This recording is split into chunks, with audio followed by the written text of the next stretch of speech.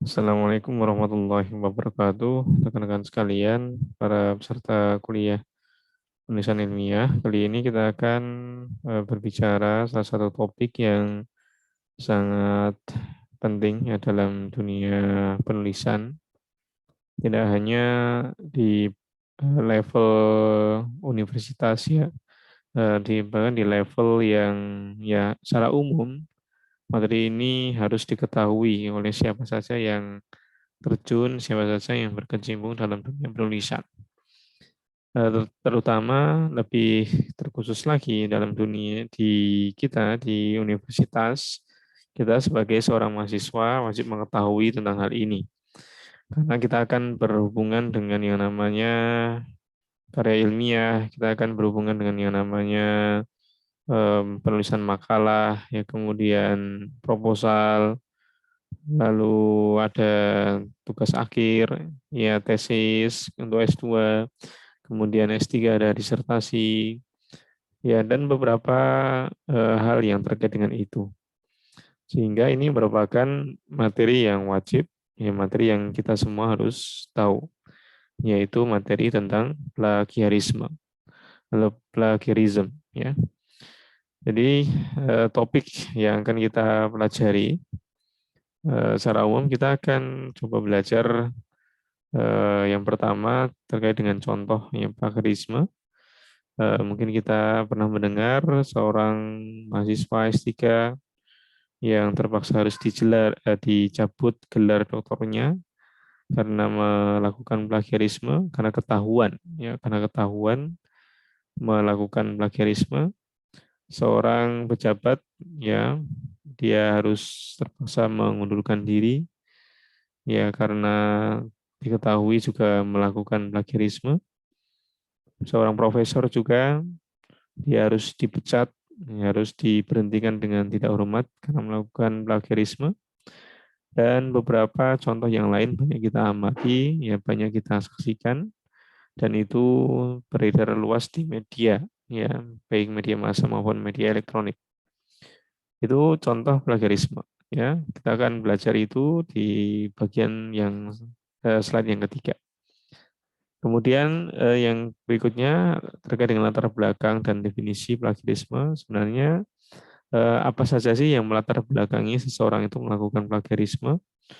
Ya mereka harus mengorbankan ya dalam tanda kutip eh, apa mengorbankan kehormatan dirinya, ya kehormatan dirinya untuk melakukan hal-hal yang menurut ya dalam konteks akademik ini merupakan atau dikategorikan sebagai kejahatan intelektual.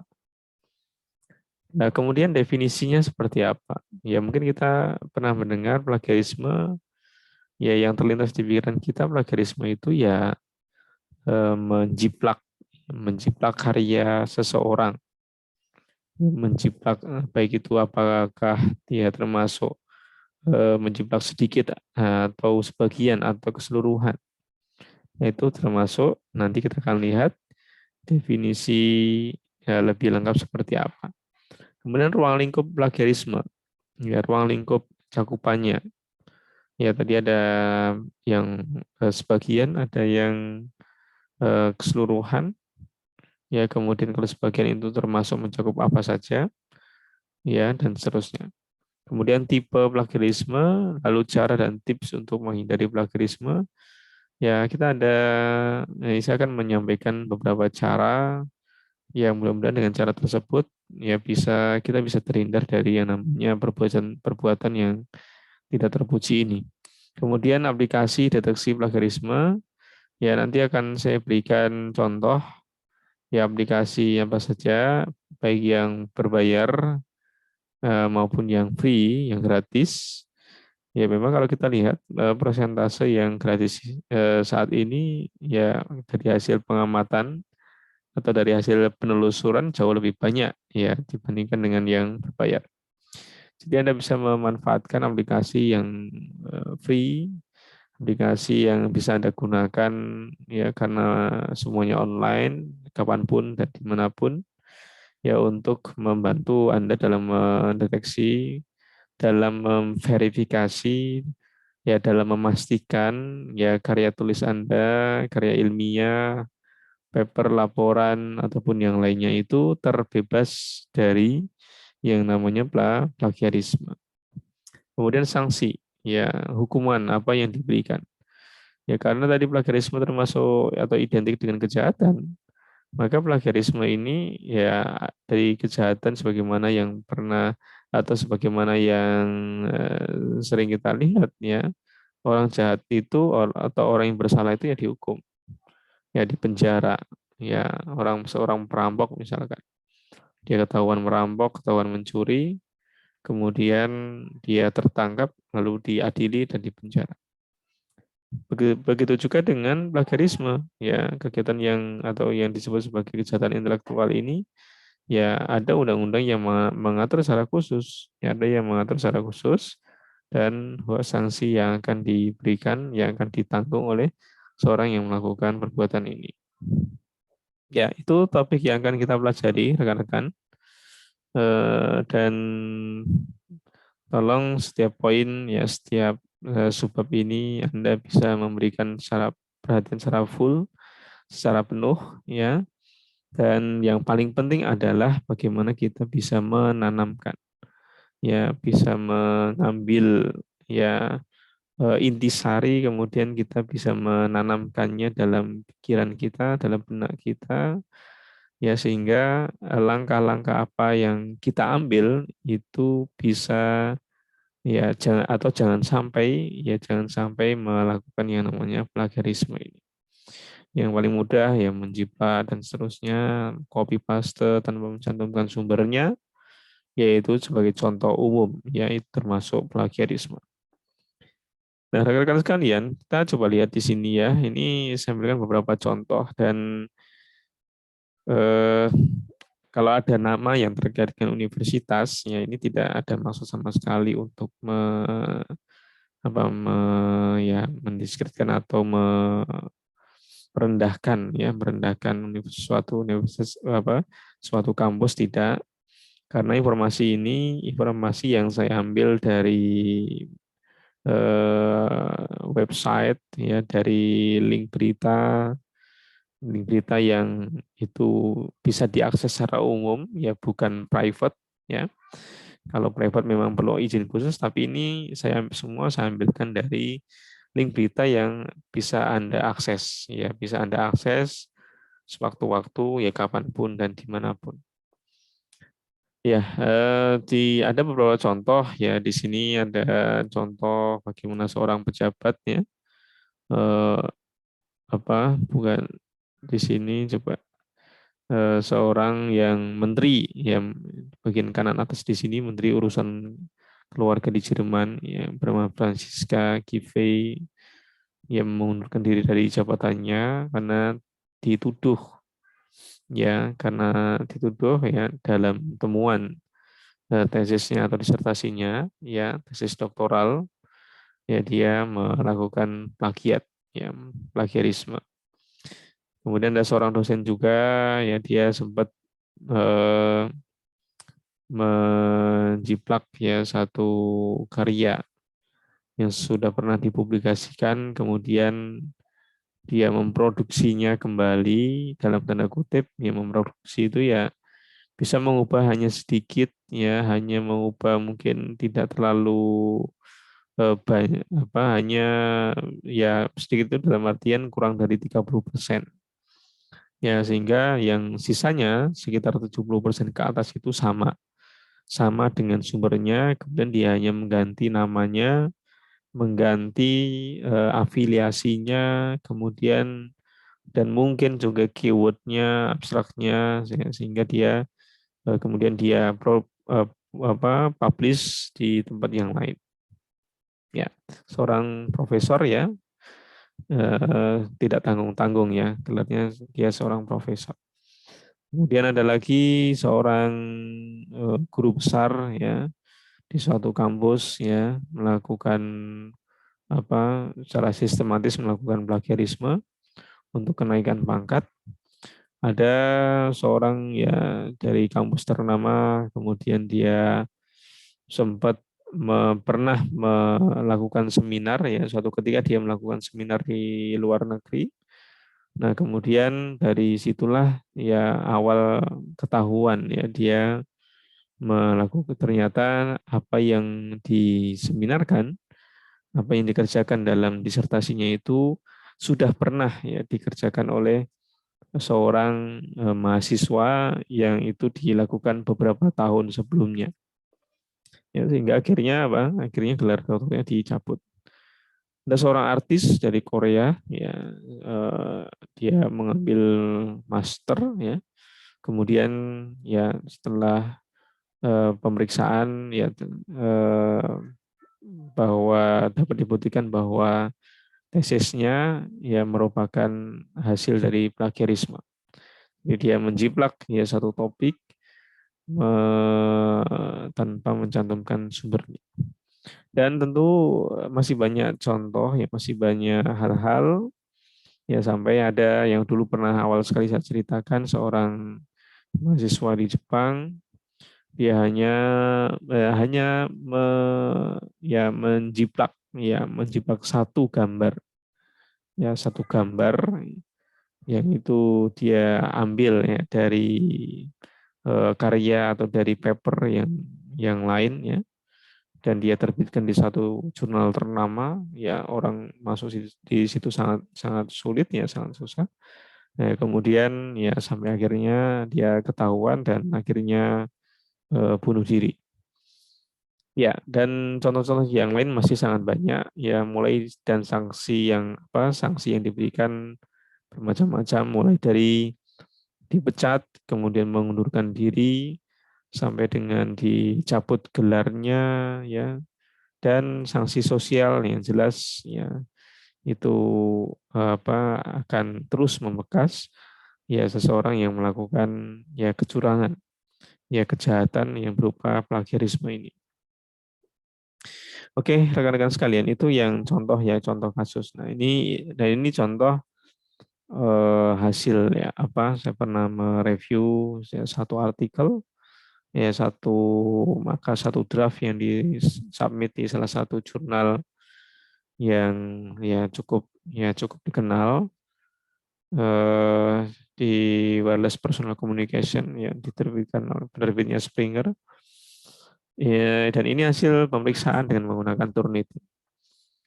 Nah, memang dari hasilnya di satu paragraf atau satu kalimat dia Turnitin akan menginformasikan ya dia merujuk kemana. Merujuk kalau di sini ada referensi nomor 4 ya.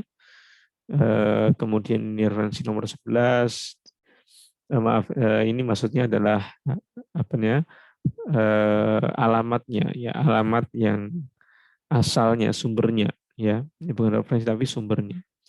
Nah, kemudian dari hasil pemeriksaan ya ada satu kalimat yang itu dia mengambil dari makalah sebelumnya, hanya saja dia tidak mencantumkan, ya dia tidak mencantumkan bahwa kalimat tersebut ya misalkan di poin nomor 4 ini atau poin nomor 11 ataupun poin nomor di 45 ini dia tidak mencantumkannya dalam daftar pustaka, ya.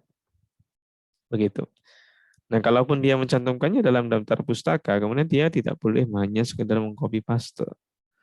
Ya, kalau hanya sekedar copy paste itu namanya self plagiarism.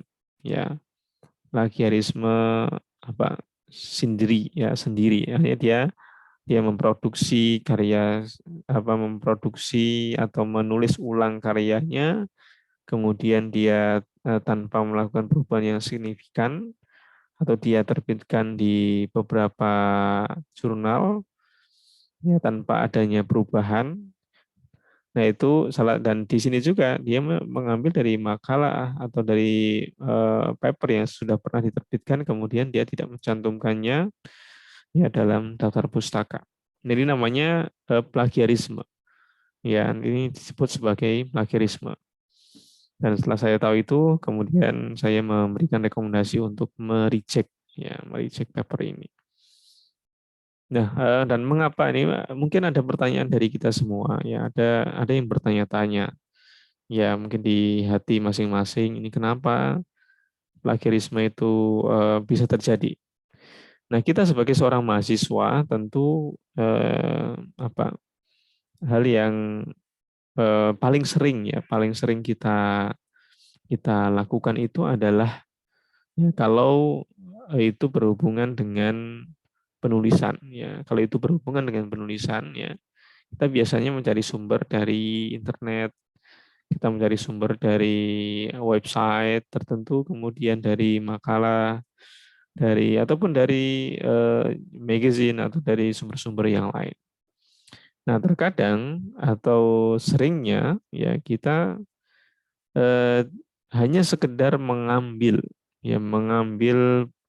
satu paragraf, satu kalimat, paragraf ataupun mengambil secara keseluruhan, kemudian kita cantumkan dalam eh, karya kita, dalam draft kita, kemudian tanpa mencantumkan sumbernya itu diambil dari mana. Ya, nah ini poin yang pertama. Jadi ini biasanya terjadi seorang mahasiswa ya karena buru-buru ya, karena terbiasa dengan sesuatu yang instan, terbiasa dengan sesuatu yang dia tidak mau susah ya, tidak mau bekerja keras, tidak mau berusaha lebih keras lagi ya untuk bagaimana dia bisa menyelesaikan skripsinya, tesisnya, capstone dan lain-lain. Nah, kemudian dia mencoba mencari cara-cara seperti seperti ini ya, hanya sekedar dan apa? Hanya sekedar copy paste ya, hanya copy paste kemudian mencantumkan apa adanya tanpa menuliskan sumbernya. Nah, itu yang pertama. Jadi eh, mereka tidak ingin atau mahasiswa itu tidak ingin berusaha lebih keras.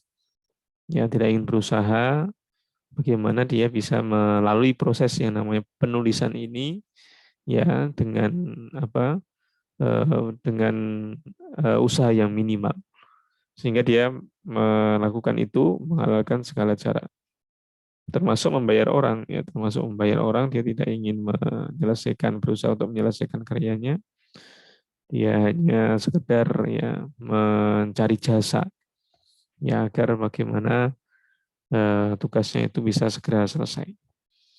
Nah, itu yang pertama. Kemudian yang kedua, bagi seorang dosen ya, bukan berarti plagiarisme itu hanya terjadi pada seorang mahasiswa. Tapi sekali lagi apa yang yang sudah saya sampaikan di awal bahwa plagiarisme itu akan terjadi pada siapapun. Ya, ini yang kedua bisa bisa terjadi juga pada dosen karena di contoh-contoh yang awal tadi saya berikan ya itu semua ya bahkan tidak hanya terjadi pada seorang dosen yang biasa, tapi dia seorang doktor, seorang profesor sekalipun, ya seorang profesor sekalipun, ya atau seorang yang ingin segera naik pangkat jabatan fungsionalnya, ya ingin segera naik jabatan akademiknya, kemudian dan beberapa konsekuensi yang akan dia dapatkan atau beberapa bukan konsekuensi, benefit ya keuntungan yang dia dapatkan.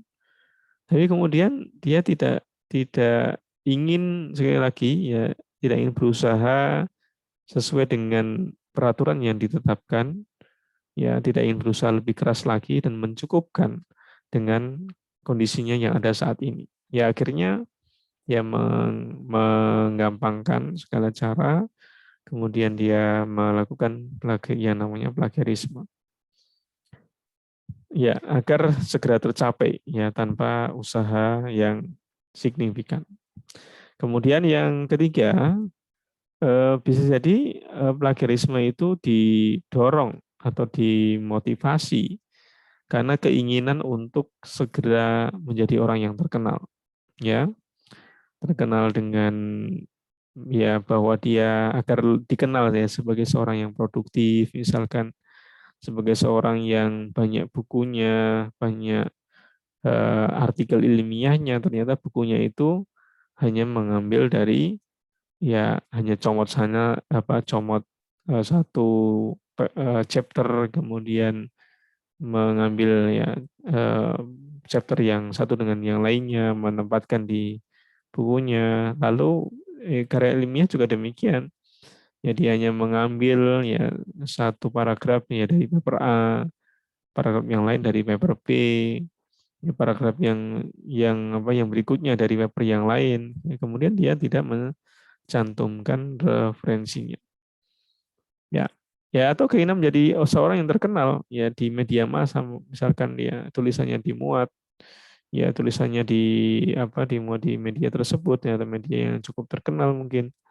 Ya, nah dan dari beberapa kasus yang ada, ya tadi yang contoh seorang profesor tadi itu kasusnya seperti ini ya, kasusnya di media massa ya, dia ada satu artikel yang itu diterbitkan ya, atau pernah diseminarkan, atau mungkin pada saat dia mengikuti suatu seminar kemudian dia mendapatkan ide, mendapatkan gagasan, nah, kemudian dia hanya tulis kemudian dia publikasikan tanpa mencantumkan ya gagasan atau ide ataupun kalimat yang dia pernah tulis tersebut. Nah, itu yang ketiga. Kemudian yang berikutnya adalah rendahnya minat baca dan minat melakukan analisis terhadap apa ini? Terhadap sumber referensi yang dimilikinya. Ya, jadi tadi karena berangkat dari ya minat baca yang rendah, ya terbiasa dengan sesuatu yang instan, ya sesuatu yang di mana dia tidak memerlukan banyak energi untuk melakukannya. Nah, akhirnya dengan waktu yang singkat, tadi waktunya terbatas, kemudian keinginan untuk berusaha juga tidak ada, lalu dia memiliki cukup ya fasilitas, ya kemudian akhirnya apa? Ya akhirnya ya tadi melakukan ya penjiplakan, ya melakukan plagiarisme, mencuri karya ilmiah ya dari orang lain, kemudian dia tulis ulang, dia eh, produksi ulang dan seterusnya. Nah, itu yang keempat. Kemudian yang kelima adalah kurangnya pemahaman tentang kapan dan bagaimana harus melakukan kutipan. Nah, rekan-rekan sekalian, bisa jadi plagiarisme itu ya terjadi karena memang dia tidak tahu, ya. Bahkan ada salah seorang dosen yang meminta mahasiswa ini terjadi ya, ini di luar UI, di luar UI di kampus di sana nan jauh di Mato ya. Artinya di kampus yang hanya ada di negeri dongeng mungkin ya.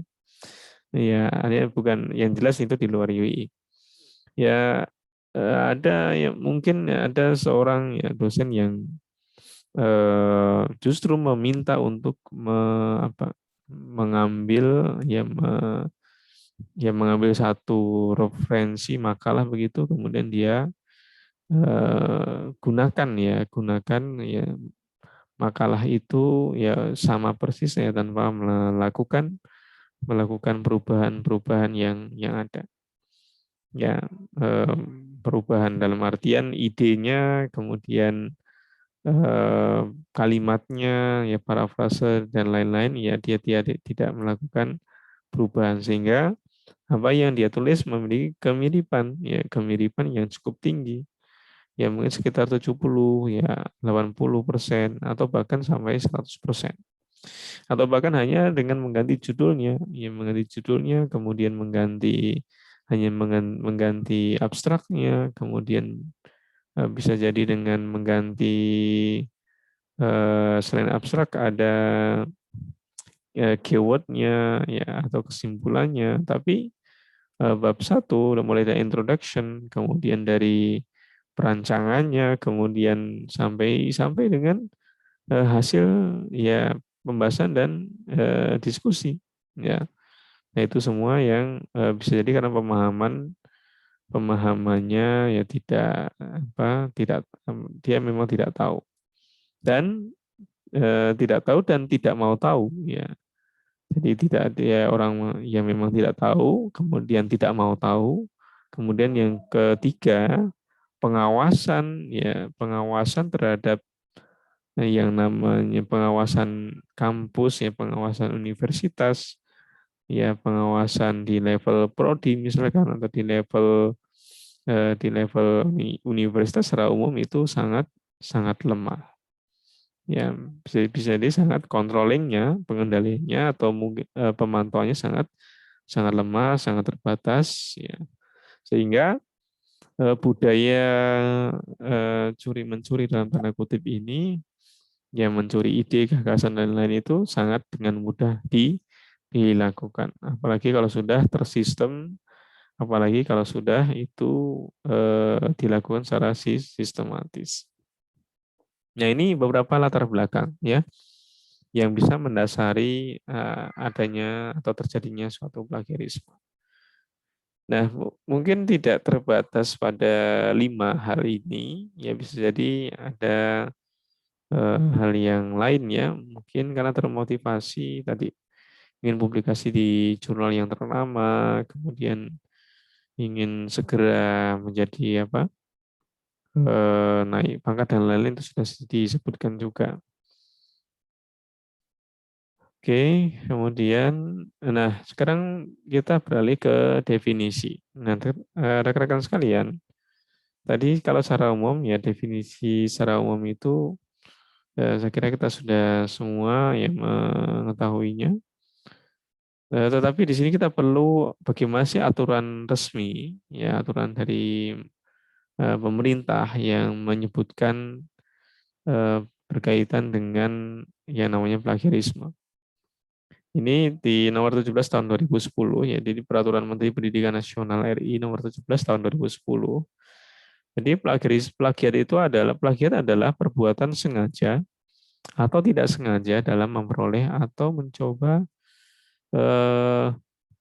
mencoba memperoleh kredit atau nilai untuk suatu karya ilmiah dengan mengutip sebagian atau seluruh karya dan atau karya ilmiah pihak lain yang diakui sebagai karya ilmiahnya tanpa menyatakan sumber secara tepat dan memadai.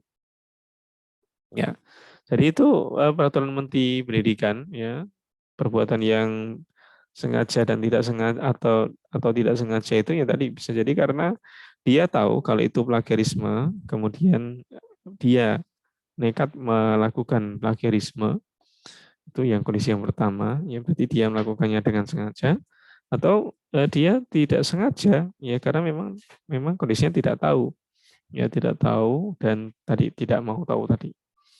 Nah, kemudian yang berikutnya adalah dalam bagaimana definisi itu dalam kamus, ya.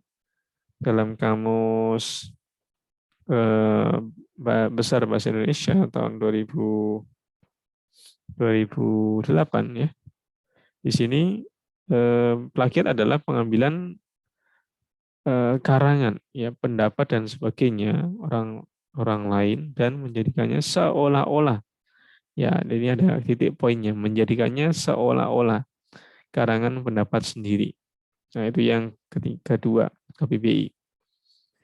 Nah, kemudian menurut Oxford ya, American Dictionary ya, dalam eh, Clubbook ya 2001 ya, bahwa plagiarisme itu adalah to take and use another person's ideas or writing or inventions as one's own, ya. Ya, ini beberapa definisi yang berkaitan dengan plagiarisme. Jadi dari definisi ini ya jelas kita bisa mengambil satu titik tekan, ya, titik tekan. Dan teman-teman sekalian tidak dipungkiri bahwa ya kita itu memang meneliti. Kalau kita punya apa, seorang peneliti itu kan ya memang ya secara umum itu mengembangkan apa yang sudah ada. Jadi ada pijakannya. Jadi tidak mulai dari nol, ya. Beda dengan orang-orang ilmuwan pada zaman dahulu, ya. Bagaimana seorang Faraday, seorang Einstein, ya, atau ilmuwan seorang Al-Khwarizmi, kemudian Ibnu Sina, ya, seorang Jabir bin Hayyan, ya. Nah, mereka memulai penemuan-penemuan itu memang dari nol, ya dari nol. Dan kadang-kadang sesuatu yang tidak sengaja itu ya dia merupakan suatu bentuk ya penemuan. Ya tapi di sini eh, ya hampir ya bisa dipastikan hampir 100% ya bahwa penelitian yang dilakukan itu adalah atau berangkat dari penelitian yang sudah ada. Ya mengapa banyak para paper ya apa di beberapa paper itu ya penulis paper maksudnya para penulis paper itu mereka pasti di introduction itu pasti menyebutkan ya pasti menyebutkan referensi A, referensi B, ya, mengapa dia mengusulkan ini karena di referensi A ada ini, karena di referensi B ada masih ada kekurangan ini dan itu dan seterusnya. Sehingga dia merasa perlu ya untuk melakukan investigasi lebih lanjut berkaitan dengan topik yang akan dia kerjakan.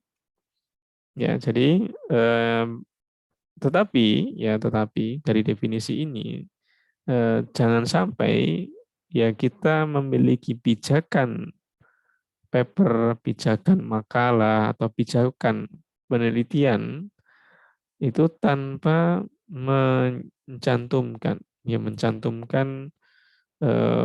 di daftar pustaka tanpa mensitasi tanpa mensitasi apa yang sudah kita ambil dalam makalah kita ya. Dan ini yang tidak boleh terjadi di level universitas ya, bahwa yang namanya plagiarisme itu suatu hal yang wajib yang harus fardhu ain ya dihindari oleh siapapun itu. Nah, sekarang ruang lingkup plagiarisme. Nah, di sini ya disebutkan ya ada sebenarnya untuk memudahkan kita untuk memahami ini ya kita berikan contohnya. Jadi mengutip kata-kata atau kalimat orang lain tanpa menggunakan tanda kutip ya dan tanpa menyebutkan identitas sumbernya. Nah ini. Jadi ada mungkin kita pernah mengutip ya suatu teks begitu atau suatu eh, paragraf ya satu kalimat. Nah, kemudian dari kalimat itu sama persis apa yang pernah disampaikan oleh seseorang ya baik secara tertulis maupun lisan dalam forum-forum ya akademik atau forum ilmiah dalam satu seminar misalkan ya atau dalam satu workshop misalkan. Nah, ini mereka menggunakan kata-kata itu atau kalimat itu tanpa menggunakan tanda kutip ya. Jadi kalau kutipan itu ditulis apa adanya, itu jelas ya, tetapi kemudian dia tidak mencantumkan sumbernya dan itu termasuk plagiarisme. Jadi itu yang pertama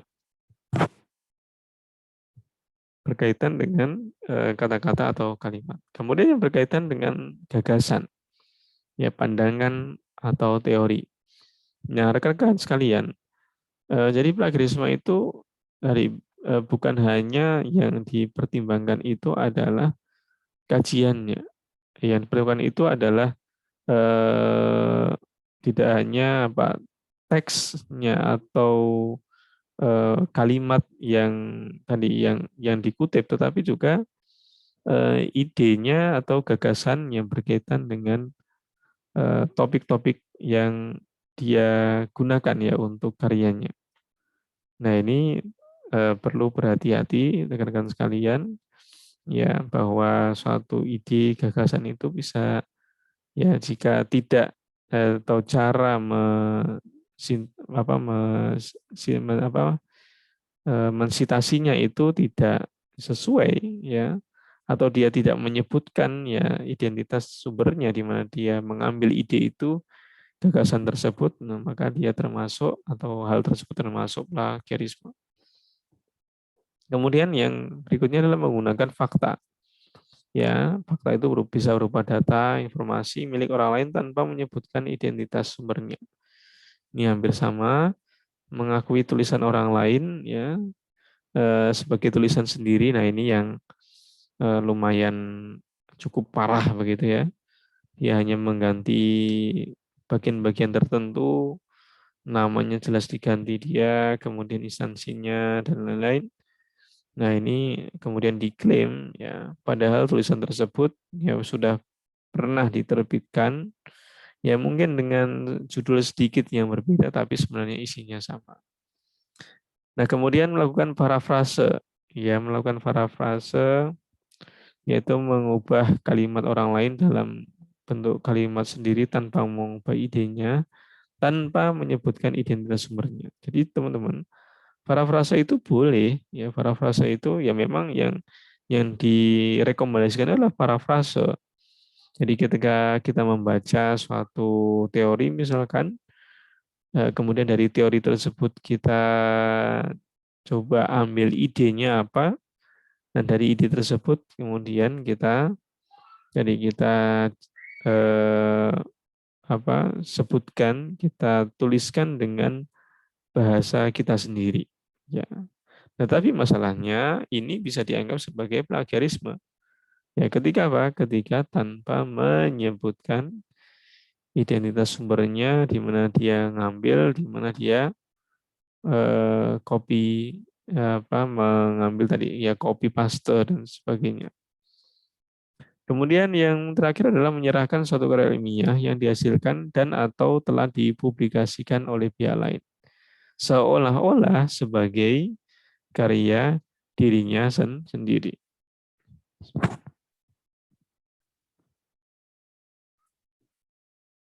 Ya, ini termasuk bisa disebut sebagai plagiarisme. Jadi banyak kasus tadi di contoh yang sudah saya sebutkan, yaitu bahkan sudah makalah tersebut ditulis pernah ditulis sekitar beberapa tahun ya sebelumnya begitu, dan akhirnya sampai ya ketahuan ya. Padahal jaraknya cukup jauh ya, tapi rekan-rekan ya yang namanya jejak digital itu ya pasti ya akan mudah sekali untuk dilacak ya. Jadi ini beberapa poin terkait dengan ruang lingkup ya plagiarisme. Kemudian kita lihat yang berikutnya ya. Tipe apa saja yang itu digolongkan ya dalam plagiarisme. Jadi di sini contohnya misalkan plagiarisme kata demi kata, ya word by word. Jadi word from, nah ini termasuk ya sebagai contoh misalkan penulis menggunakan kata-kata penulis lain ya persis ya tanpa menyebutkan sumbernya. Ya ini satu kata tertentu dia masukkan dalam makalahnya yang baru kemudian tanpa mengutip atau tanpa menyebutkan ya tanpa mensitasi dari bahan atau topik di mana dia ambil tersebut. Nah, kemudian yang kedua adalah plagiarisme atas sumber ya. Plagiarism of source ya. Penulis jadi pada poin yang kedua ini penulis menggunakan gagasan. Jadi kalau tadi yang pertama itu kata-katanya sama persis, ya kata-katanya sama persis, ya kecuali kata-kata yang memang sudah menjadi pengetahuan umum ya. Pengetahuan umum itu ya sebenarnya eh, tanpa kita harus mencantumkan sumbernya itu juga tidak masalah ya, termasuk kalau itu termasuk pengetahuan umum. Kemudian tetapi agar lebih aman ya, ini agar lebih aman kita harus mencantumkan apapun itu jika memang diambil dari sumber lain, baik itu dari berupa teksnya maupun berupa ide atau gagasannya ya. Jadi tanpa mencantumkan sumbernya secara jelas. Itu yang kedua. Kemudian yang ketiga adalah plagiarisme kepengarangan ya. Ini penulis mengakui bahwa pengarang karya tulis mengakui sebagai pengarang karya tulis karya orang lain. Ya. Jadi dia hanya mengganti mengganti namanya saja ya, hanya mengganti namanya saja. Ya, ini termasuk juga dalam bahasan ini adalah menerjemahkan karya orang lain, ya kemudian dia diklaim sebagai karyanya. Kemudian yang keempat adalah self plagiarism, yang termasuk dalam tipe ini adalah penulis mempublikasikan satu artikel pada lebih dari satu redaksi publikasi. Kemudian dia mendaur ulang karya tulis tersebut atau karya ilmiah tersebut. Dan ini yang termasuk apa? Dia mengirimkan ya begitu, mengirimkan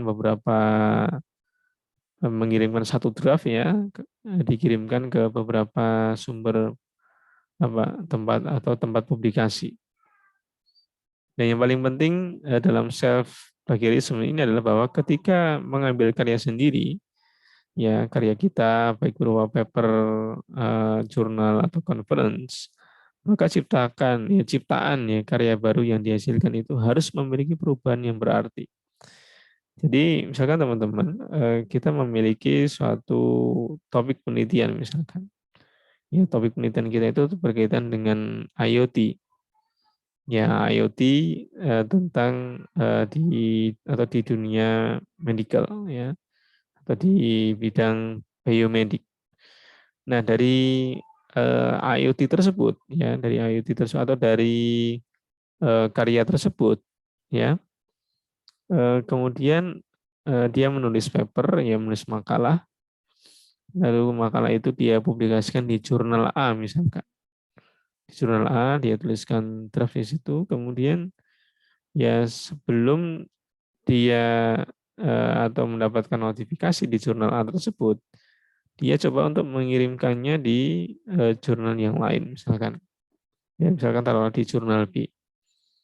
Nah, sehingga harapannya nanti ketika dipanggil bersama atau dipanggil ya, kalau misalkan jurnal A itu sudah tidak diterima, maka masih ada opsi untuk mempublikasi masih ada opsi untuk ya atau ada peluang untuk artikel tersebut ya bisa dipublikasikan di jurnal B.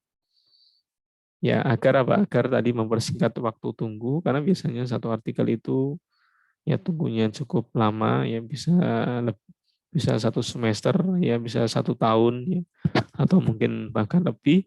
Atau ada juga yang hanya beberapa bulan memang. Ya, tapi yang ingin saya tekankan di sini adalah bahwa ketika kita memiliki suatu karya ilmiah, ya kemudian karya ilmiah tersebut sudah pernah kita publikasikan ya sebelumnya, maka ketika kita ingin menulis dengan karya ilmiah yang baru, dengan karya ilmiah yang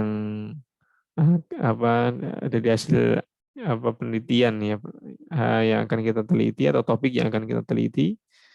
Nah, kemudian karya ilmiah yang baru tersebut ya masih memiliki kesamaan yang cukup signifikan. Ya,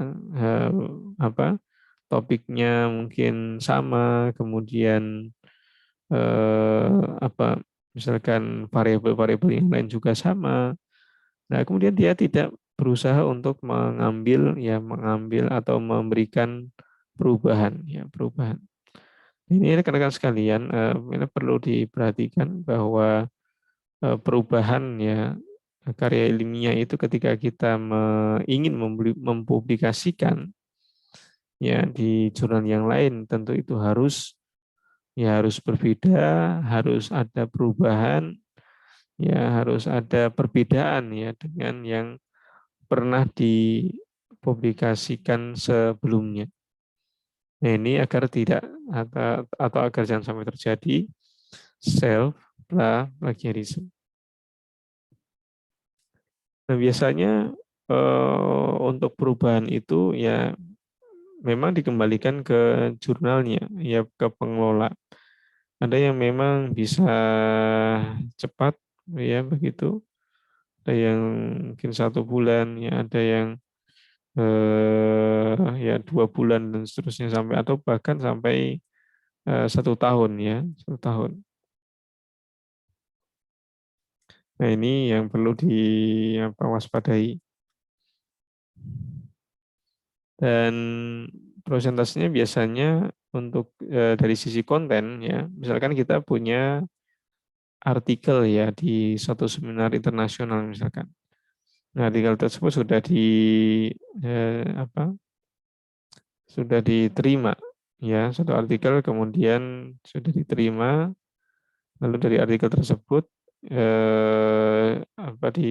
diterima di conference, lalu kemudian dari artikel tersebut akan dipublikasikan di jurnal misalkan. Nah, kalau tadi di conference kemudian nanti ada proceeding yang bisa menampung papernya, kalau di sini nanti ada berupa jurnal ya, ada berupa jurnal ya. Kemudian dari jurnal tersebut nanti dari jurnal tersebut kita atau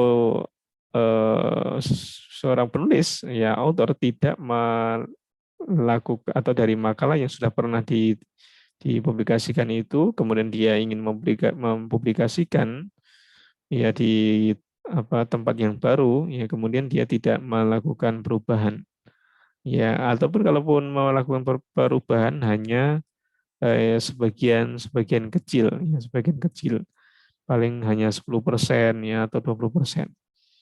Nah, minimal perubahannya itu di sini ya sebagai syarat ya itu sekitar ya lebih dari 50% ya. Ada yang hanya 30% itu bisa ya, tapi lebih banyak ya lebih baik ya perubahannya. Ya bisa ditambahkan dengan beberapa hasil ya, karena biasanya kalau di konferensi hasilnya sedikit, yang dicantumkan kalau untuk jurnal biasanya lebih lebih banyak. Nah, itu terkait dengan tipe plagiarisme. Nah, kemudian ada juga tipe yang lain ya, biasanya plagiarisme total. Di plagiarisme total itu contoh ini yaitu tindakan tindakan plagiasi yang dilakukan seorang penulis dengan cara menjiplak ya atau mencuri hasil karya orang lain seluruhnya dan mengklaim sebagai karyanya sendiri. Nah, ini mirip dengan yang ini ya. Beberapa hal di sini mungkin bisa masuk di situ. Misalkan plagiarisme kepengarangan ini bisa jadi masuk di plagiarisme total ya. Atau self plagiarisme ini bisa jadi masuk di situ, atau yang plagiarisme atas sumber ini bisa jadi juga masuk di berkaitan dengan plagiarisme total. Nah, ini biasanya di dalam plagiasi ini penulis hanya mengganti ya nama penulis ya dan instansi penulis aslinya dengan nama dan instansi sendiri. Ya, kemudian penulis mengubah ya sedikit ya judul artikelnya, kemudian dia jiplak ya, hanya mungkin abstraknya yang diganti, kata kuncinya atau kata kunci tertentu yang dia ubah, subjudulnya dia ganti dan sebagainya. Sampai dengan kesimpulan ya, sampai dengan kesimpulan. Kemudian ya, jadi yang diganti itu hanya sedikit sekali, hanya sebagian kecil. Lalu ya ada juga yang plagiarisme parsial ya. Plagiarisme parsial ini tindakan plagiasi yang dilakukan seseorang penulis dengan cara menjiplak sebagian ya. Kalau tadi keseluruhan, jadi yang bisa jadi dengan menerjemahkan begitu. Padahal itu yang terjemahkan adalah karya orang lain ya. Beda dengan kecuali memang sudah mendapatkan izin ya. Kecuali memang sudah mendapatkan izin dari penulis. Misalkan sebuah buku ya, kita sering kan melihat atau membaca buku terjemah ya. Nah, buku terjemah itu sudah atas izin atau rekomendasi karena ditinjau dari sisi kebermanfaatannya ketika nanti diterjemahkan itu akan jauh lebih besar, maka ada inisiatif dari penulis untuk menerjemahkan.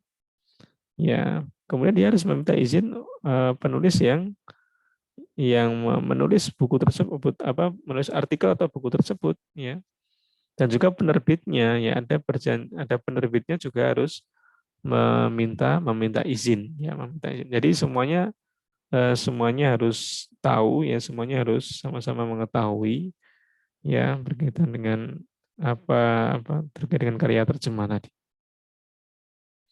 Nah, kemudian ini plagiarisme parsial ya. Kemudian di dalam plagiarisme parsial ini biasanya hanya seorang penulis itu hanya mengambil pernyataan atau landasan teori, ya sampel, metode analisis, pembahasan dan atau kesimpulan tertentu dari hasil karya orang lain. Ini menjadi karyanya tanpa menyebutkan sumber aslinya. Ya, jadi ini beberapa hal ya terkait dengan tipe plagiarisme nanti. Nah, Anda bisa ya sambil membaca ini atau sambil menyimak ya di poin tipe plagiarisme ini. Tentu kita memiliki gambaran ya, sedikit memiliki gambaran. Oh, mungkin dan mungkin kita pernah menyadari hal itu bahwa hal tersebut sebenarnya sesungguhnya pernah pernah kita lakukan ya, pernah kita kerjakan, tapi kemudian ya tidak di apa karena mungkin tidak tahu ya bahwa itu termasuk dalam plagiarisme.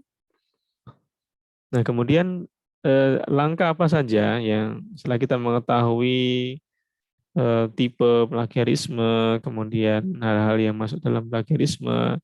Nah, langkah apa saja yang bisa kita lakukan untuk menghindari plagiarisme? Jadi yang pertama, misalkan ya, poin yang pertama adalah karya mahasiswa. Karya mahasiswa itu bisa bisa apa meliputi skripsi, ya tesis dan disertasi. Eh, itu dilampiri dengan surat pernyataan ya bermaterai yang menyatakan bahwa karya ilmiah tersebut ya tidak mengandung unsur plagiat. Nah, di ini ya sering ya di dalam apa di beberapa aturan yang diberikan ya terkait dengan karya tulis ini ya, biasanya sebelum submit ya dokumen itu sudah ada pernyataan seperti ini.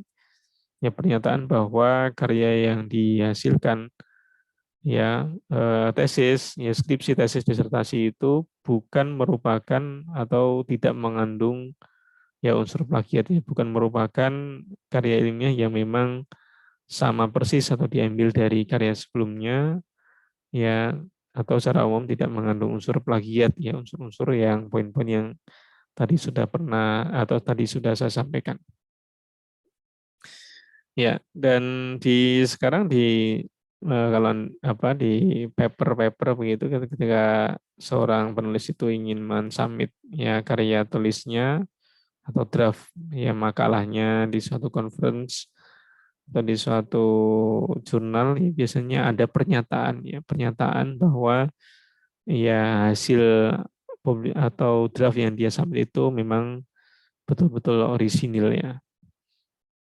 Nah, kemudian yang kedua, ini tugas pencegahan itu tidak hanya timbul dari kesadaran diri kita, tetapi juga bagaimana perguruan tinggi, ya perguruan tinggi atau sistem yang dibangun, ya sistem yang dibangun itu ya mendukung untuk mendukung sivitas akademik, ya mahasiswa, dosen, ya ataupun tenaga kependidikan itu agar apa sistem yang dibuat itu diterapkan agar plagiarisme itu tidak terjadi ya ataupun kalau terjadi itu ya hanya skornya atau persentasenya sangat kecil atau sangat minim dan seperti pemberlakuan sanksi, pemberlakuan hukuman misalkan ya dan itu harus disampaikan. Nah, sehingga perlunya kita itu mempublikasikan karya kita. Ya, skripsi kita, ya kita biasanya diminta untuk menuliskan makalah, diminta untuk menuliskan paper ya, atau menuliskan ya tadi maka draft. Kemudian dari draft tersebut atau dari paper tersebut ya harusnya kita bisa kalau bisa kita submit ya kita submit di suatu jurnal ya, suatu seminar ya. Ya tentu dengan atas persetujuan dosen pembimbing akademik. Nah, kemudian yang ketiga adalah sosialisasi terkait dengan Undang-Undang Nomor 19 Tahun 2002 tentang Hak Cipta dan Peraturan Menteri Pendidikan Nasional Nomor 17 Tahun 2010 kepada seluruh masyarakat akademis. Jadi sosialisasi aturan ya supaya semuanya tahu ya, semuanya mengetahui, semuanya memiliki pemahaman yang sama, memiliki konsep yang sama, cara pandang yang sama berkaitan dengan plagiarisme. Kemudian yang keempat, ya ada tips-tips yang mungkin bisa kita gunakan. Ini sebagai contoh, misalkan kita menyertakan sitasi. Ya, ini tips yang pertama, menyertakan sitasi. Jadi seorang author, ya, seorang penulis itu harus memberikan penjelasan, memberikan keterangan dari mana dia mendapatkan informasi tersebut, dari mana dia bisa mendapatkan kalimat tersebut, ya paragraf tersebut, ya atau istilah yang dia tulis, ya. Nah, itu harus disertakan sitasinya, ya harus disertakan si sitasinya. Dan nanti di daftar pustaka harus dimasukkan dalam daftar pustaka. Kemudian di apa yang berikutnya, mungkin tips yang bisa kita gunakan adalah dengan mencatat, ya mencatat berbagai sumber daftar pustaka sejak awal.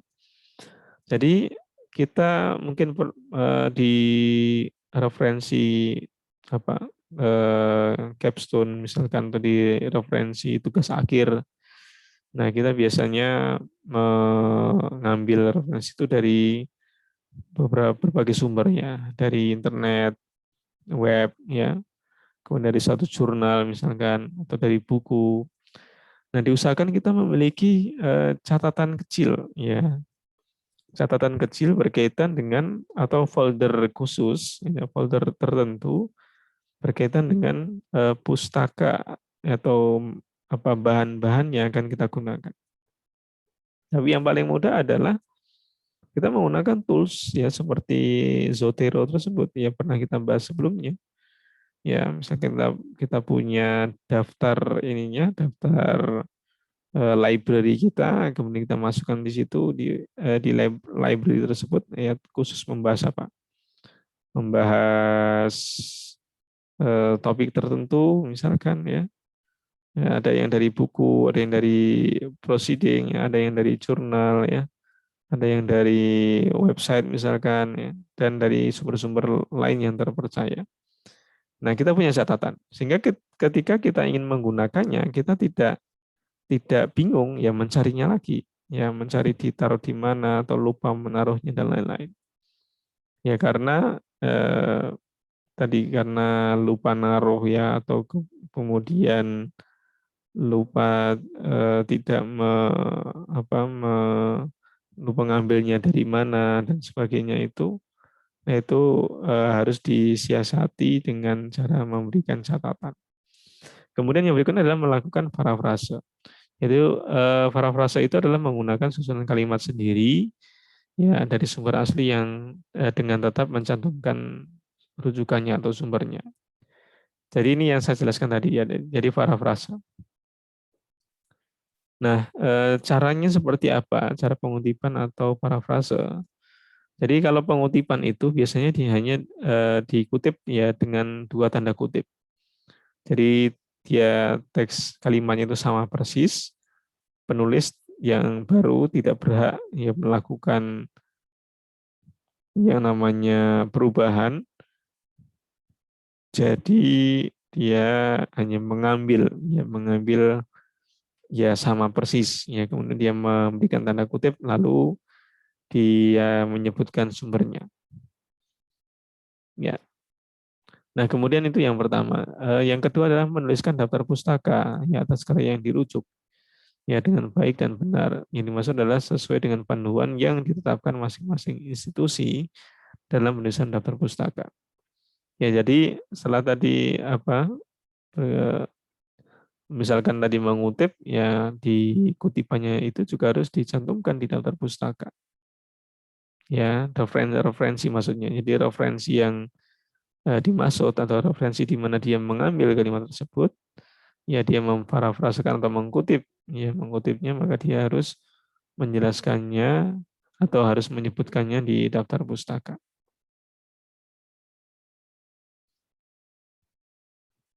Nah, ini yang berikutnya adalah parafrase. Ya, melakukan parafrase dengan tetap menyebutkan sumbernya. Jadi parafrase ini sudah jelas ya, tadi saya sampaikan. Jadi mengungkapkan ya ide atau gagasan orang lain dengan menggunakan kata-kata sendiri. Jadi setelah kita membaca misalkan satu makalah, membaca suatu sumber, kemudian kita tertarik untuk mencantumkannya dalam draft makalah kita yang baru, lalu kemudian ya kita bisa melakukannya dengan cara melakukan parafrase.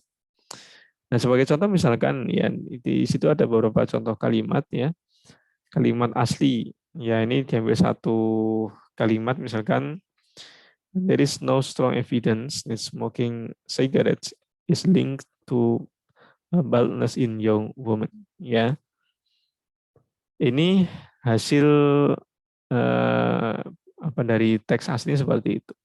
Kemudian dia parafrasekan ya. Di situ poin Anda perlu mencatat ya poin kuncinya itu apa.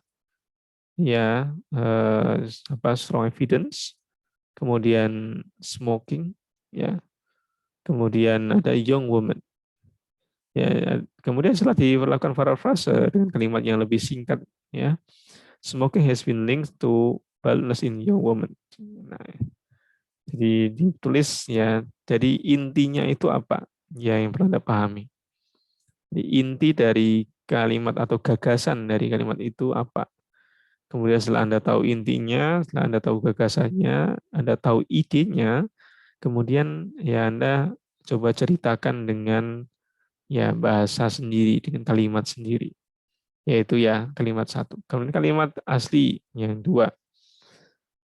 Kemudian ada apa?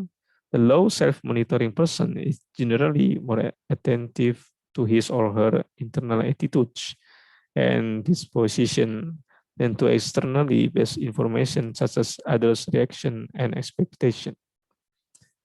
Nah ini kalau dilakukan parafrase, ya according to Baxter, if a person has a low self-monitor, then he or she tends to pay more attention to his or her attitudes rather than to the ways other might expect him or her to behave.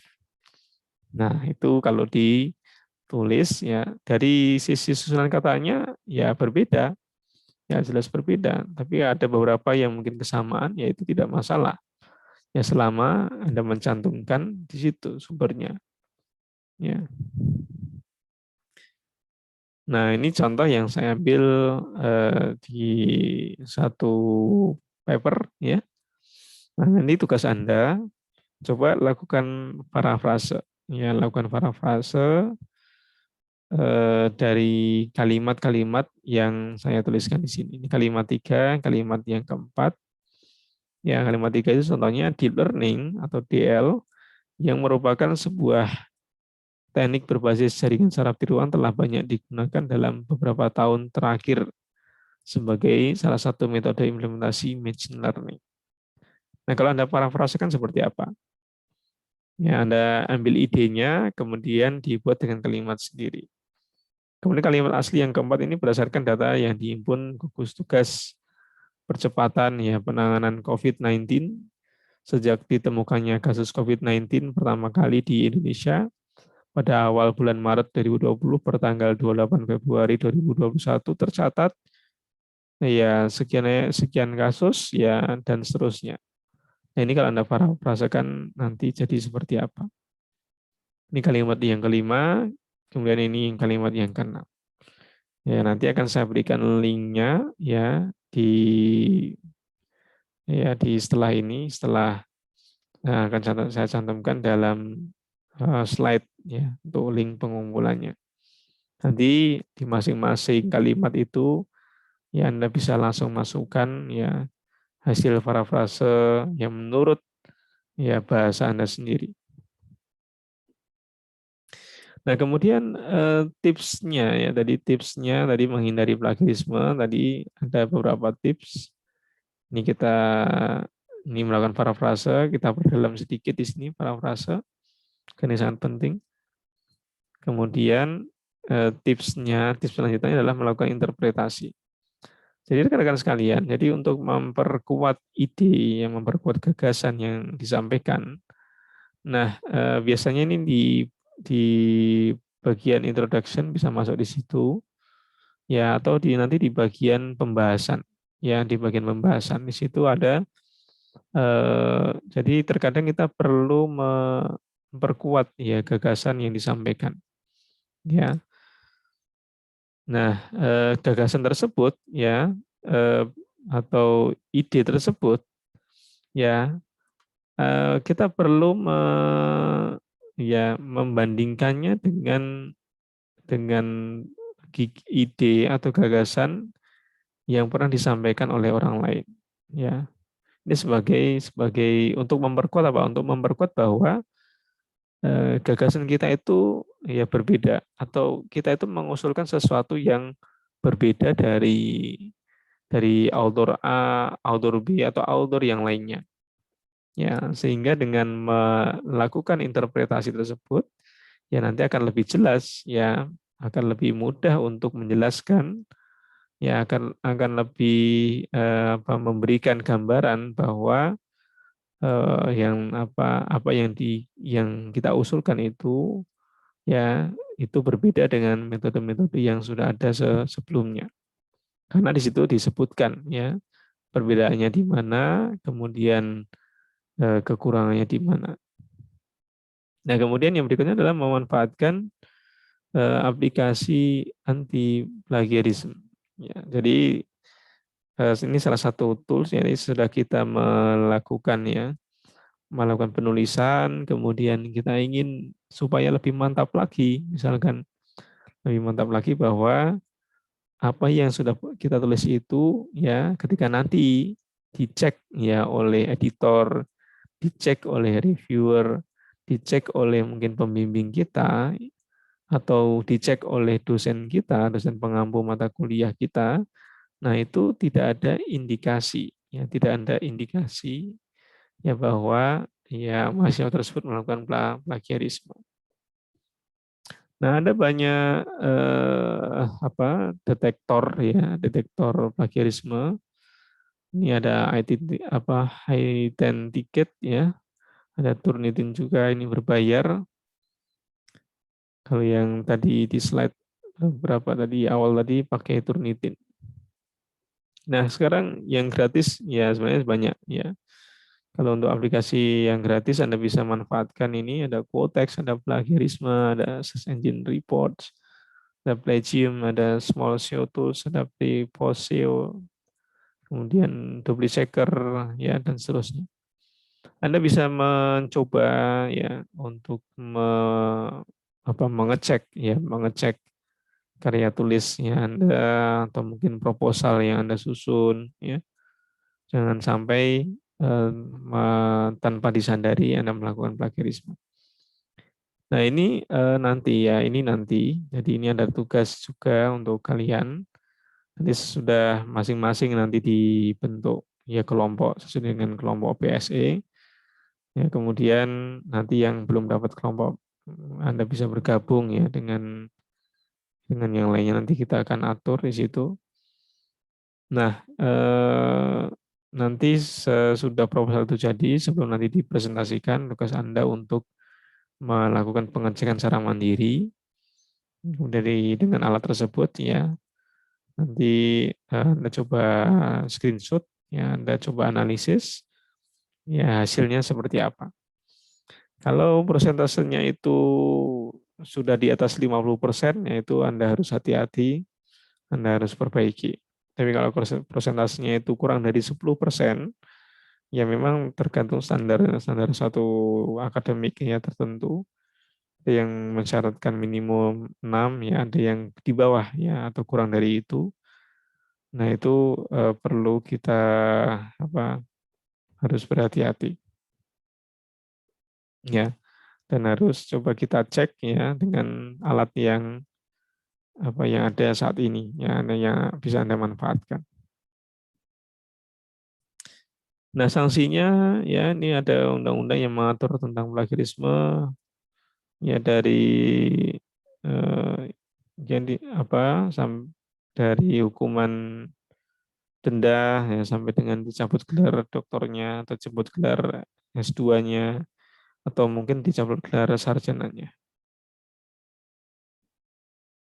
Nah, ini sanksi plagiarisme ya dari Undang-Undang Nomor 17 tahun 2010.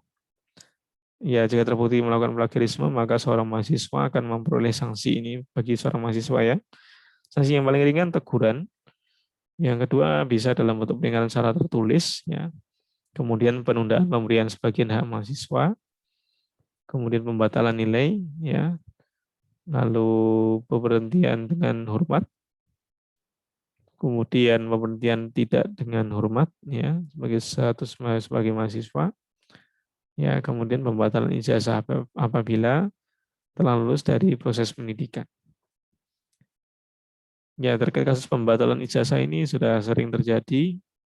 Ya, artinya memang sanksi ini betul-betul ya, betul-betul diberlakukan, dan kita semua, teman-teman semua harus berhati-hati ya, harus berhati-hati bagaimana agar kita terhindar dari sanksi ini. Ya, tentu dengan menjauhi yang namanya plagiarisme. Ini contoh ya, tips saja untuk menulis ya, tips menulis agar terhindar dari plagiarisme. Ya, tentukan buku yang hendak dibaca apa saja yang nanti untuk mendukung apa topik yang sedang kita kerjakan. Kemudian sediakan beberapa kertas kecil, ya, tulis judul bukunya, pengarang. Nah, ini untuk menyicil ya daftar pustaka. Nah, ada salin ide utamanya ya, dia diambil dari buku apa, paper apa. Kemudian setelah membaca buku, fokus ke catatan ya. Kemudian eh, menyitir ya dari buku, ya fokus pada catatan juga. Kemudian ya sampai poin yang ke-9 ya untuk agar lebih meyakinkan bahwa tulisan kita itu jauh dari unsur plagiarisme, maka kita bisa menggunakan aplikasi atau software untuk mengecek tingkat plagiarisme tulisan yang sudah kita hasilkan sebelum ya diserahkan ke dosen, disubmit ke prodi, disubmit ke perpustakaan, atau bahkan mungkin yang paling awal sekali yaitu sebelum ujian. Ya, pastikan bahwa sebelum kita ujian, ya kita bisa minta tolong ya Bapak Ibu dosen pembimbing masing-masing ya untuk betul-betul menguji atau mengecek ya karya tulis kita. Ya, ini penting ya, sangat penting sebelum hal-hal yang lebih besar, hal-hal yang sebetulnya tidak perlu terjadi itu ya, agar kita menjadi lebih aware, ya, lebih peduli, ya lebih memberikan ya porsi yang besar ya terkait dengan plagiarisme ini. Nah, ini referensi yang saya gunakan, ya Anda bisa buka di situ. Nah, saya rangkum dari referensi-referensi yang ada di sini. Nah, ini di bagian referensi di sini ada pedoman menulis buku tanpa plagiarisme. Nah, ini Anda bisa, yang suka menulis ya bisa download, ya Anda cukup mengisikan sedikit data, kemudian nanti Anda bisa mendownloadnya. Kemudian yang berikutnya ini referensi berupa buku, Anda bisa juga dapatkan buku ini. Ya, Anda bisa googling. Dan yang terakhir adalah ya stop ya plagiarisme, ya jauhi plagiarisme, hindari plagiarisme. Ya, sekali Anda melakukan plagiarisme dengan cara-cara yang tadi sudah saya sebutkan, maka ya untuk selamanya Anda akan kehilangan kesempatan. Dan sebenarnya kehilangan kesempatan untuk ya belajar secara benar, kehilangan kesempatan untuk ya bagaimana Anda bisa bagaimana berlatih kejujuran ya.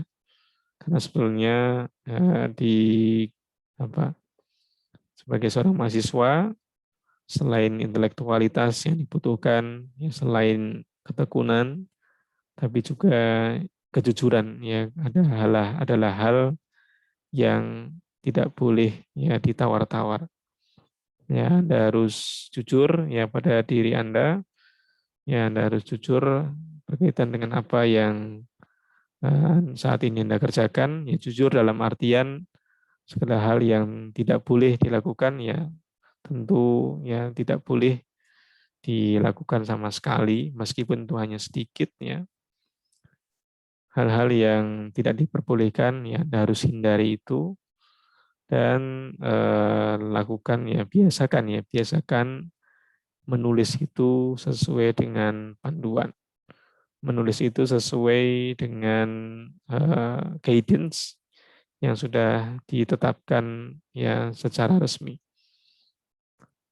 Baik, saya kira itu teman-teman sekalian berkaitan dengan plagiarisme. Saya kira masih banyak hal yang perlu diungkap, perlu dibahas.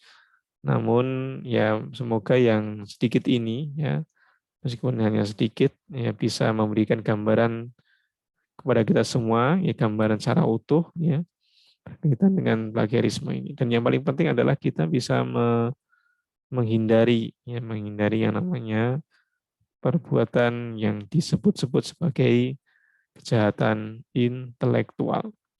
Sekian, terima kasih. Assalamualaikum warahmatullahi wabarakatuh.